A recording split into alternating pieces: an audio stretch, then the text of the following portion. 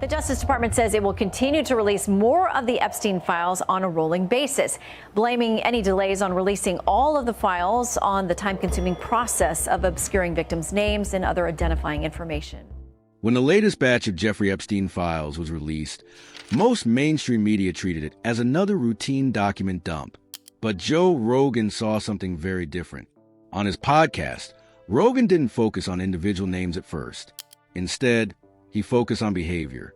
According to Rogan, the moment these files began appearing, powerful people went quiet, disappeared from public view, or suddenly seemed to be outside the country. To him, that reaction alone was a red flag. Rogan argued that innocent people don't usually panic when transparency arrives. His breakdown wasn't emotional or reckless.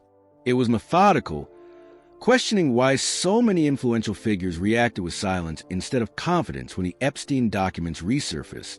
What the Epstein files actually contain.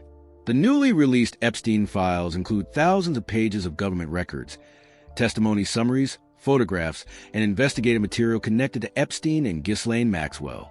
These documents were released under pressure from the Epstein Files Transparency Act, which legally required the Department of Justice to open remaining unclassified material. However, much of the information remains heavily redacted. Names, faces, locations, and entire pages are blacked out. Transparency advocates argue the public is still seeing fragments rather than the full picture. Rogan emphasized that partial transparency can sometimes be more suspicious than secrecy because it suggests selective disclosure rather than honesty. Rogan pointed out that shortly after the release, several high-profile individuals became noticeably absent from public life. Social media accounts went silent. Public appearances were canceled. Travel rumors spread quickly. While none of this proves guilt, Rogan argued that the timing was impossible to ignore. According to him, people who know they are clean usually want everything out in the open. Those who fear exposure, however, often retreat. Rogan stressed that even if no crimes are proven, the collective reaction of silence creates a strong impression that something deeper is being protected. Missing files and sudden disappearances. Things became even stranger when journalists noticed that at least 16 Epstein-related files suddenly vanished from the Department of Justice website. One missing file reportedly contained a photograph involving Donald Trump. Officials later claimed the image was removed due to concerns about identifying potential victims, not because of political pressure. Rogan wasn't convinced. He argued that files disappearing after release suggest nervousness inside the system. According to Rogan, transparency doesn't involve deleting information after the public has already seen it. It involves explaining it clearly, even when it's uncomfortable. The Department of Justice admitted it missed a congressionally imposed deadline to release all Epstein documents. Officials blamed delays on the time-consuming process of protecting victims' identities. While that explanation may be valid, Rogan questioned why redactions appear inconsistent. Some documents are nearly blank, while others reveal significant detail. CNN analysts noted that entire pages are sometimes fully blacked out, creating what critics call the illusion of transparency.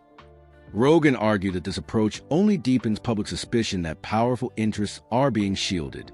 Maria Farmer and the FBI's failure.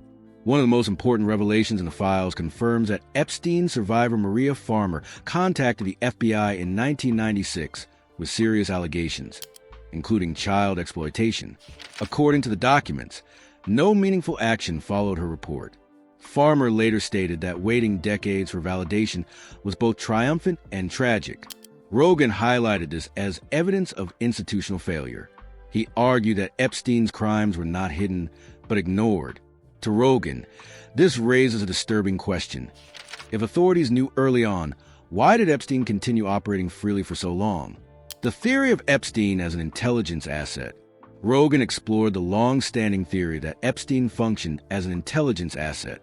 He speculated that Epstein may have worked independently while also cooperating with agencies, such as the CIA or foreign intelligence services. Rogan emphasized that this was speculation, not proven fact. However, he argued that Epstein's unexplained wealth, access to elites, and legal leniency point towards some form of protection. Rogan described Epstein as someone capable of moving money quietly and creating environments where powerful people lower their guard, making compromise possible. Blackmail, honeypots, and control. According to Rogan, the Epstein operation resembled a classic honeypot. Powerful politicians, scientists, celebrities, and business leaders gathered in private settings surrounded by luxury and secrecy. Rogan suggested that many participants may not have understood what was happening initially. Some may have believed they were simply networking. Others may have ignored warning signs. Over time, however, compromising material could be collected. Rogan argued that blackmail doesn't require everyone to be guilty. It only requires enough leverage to control outcomes. Rogan referenced Maria Farmer's account of discovering monitors connected to cameras throughout Epstein's New York residence. According to Farmer, cameras were positioned in bedrooms and bathrooms. Rogan argued that this detail supports the idea of systematic surveillance rather than spontaneous misconduct. He speculated that Epstein's properties may have been fully wired to record private moments. If true, Rogan said, that would explain why so many powerful people appear protected despite credible allegations against Epstein. Bill Clinton, Bill Gates, and familiar faces. The released photos include images of former President Bill Clinton with Ghislaine Maxwell and unidentified women whose faces are redacted. Clinton has not been charged or accused of crimes related to Epstein, but Rogan criticized how quickly media narratives dismiss uncomfortable associations. Similarly, newly released images involving Bill Gates reignited debate about Epstein's elite connections. Rogan stressed that appearing in documents does not equal guilt, but he questioned why certain names consistently appear while investigations rarely move forward. Rogan argued that Epstein's plea deal effectively ended meaningful investigation. Once a plea deal is accepted, evidence collection often stops. Rogan described Epstein's unusually lenient sentence, which allowed him extensive freedom, as a sign of influence rather than mercy. According to Rogan, plea deals can function as damage control, preventing further exposure rather than delivering justice. This, he argued, explains why so many questions remain unanswered decades later. Why celebrities may be leaving quietly. Rogan suggested that celebrities aren't necessarily fleeing because of guilt, but because of uncertainty. When documents are released unpredictably, no one knows what might surface next. Even innocent associations can become damaging. Rogan argued that the fear of reputation collapse is enough to push powerful people into hiding. In his view, the rush to disappear says more about the system than about individual crimes.